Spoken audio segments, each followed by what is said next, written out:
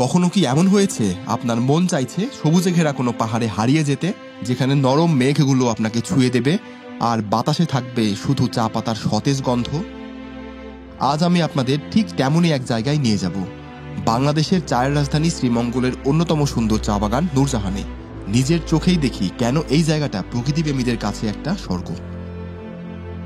আমার এবারের গল্পটা শুরু হচ্ছে শ্রীমঙ্গল শহর থেকে মাত্র ৮ কিলোমিটার দূরেই নূরজাহান চা বাগান।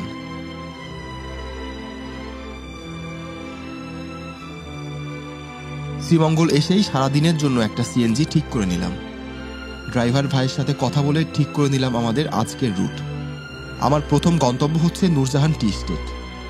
সিএনজি কিছু দূর আসার পরেই রাস্তার দুই পাশের দৃশ্যপট বদলে যেতে শুরু করলো। শহরের ভিড়ভাট্টা পেছনে ফেলে আমরা যেন এক সবুজের রাজ্যে ঢুকে পড়েছি।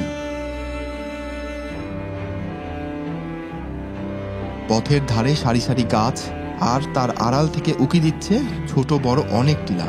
এই পথের শেষেই অপেক্ষা করছে সবুজের এক বিশাল সমুদ্র।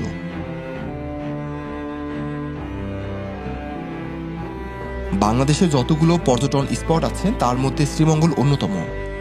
এই শ্রীমঙ্গল এতটাই সুন্দর, সেই অনুযায়ী এখানে কিন্তু পর্যটক আসে না। আপনি যখন এই শ্রীমঙ্গলের রাস্তাগুলো দিয়ে যাবেন, আপনার দুই পাশে থাকবে চা বাগান।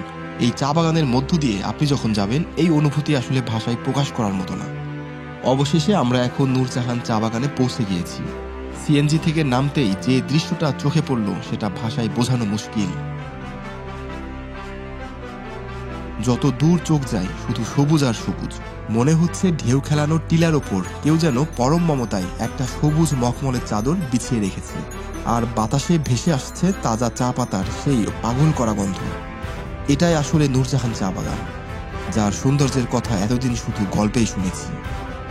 লোকে বলে এই নামের পেছনে নাকি মোগল সম্রাজ্ঞী নূরজাহানের স্মৃতি। যদিও এর কোনো পাকাপোক্ত ইতিহাস নেই, কিন্তু এই গল্পটা শুনতে বেশ ভালোই লাগে। এই বাগানে এসে মনে হচ্ছিল যেন আমি কোনো শিল্পীর আঁকা ছবির জগতে ঢুকে পড়েছি। বন্ধুরা, শ্রীমঙ্গলে এসে আমাদের প্রথম গন্তব্য ছিল নূরজাহান টি এস্টেট। চমৎকার এই নূরজাহান টি এস্টেট দেখে আমরা এখন যাব মাধবপুর লেকের দিকে। নূরজাহান চা বাগান থেকে আজকে বিদায় নিচ্ছি। দেখা হবে পরের পর্বে। সবাই ভালো থাকবেন। আল্লাহ হাফেজ।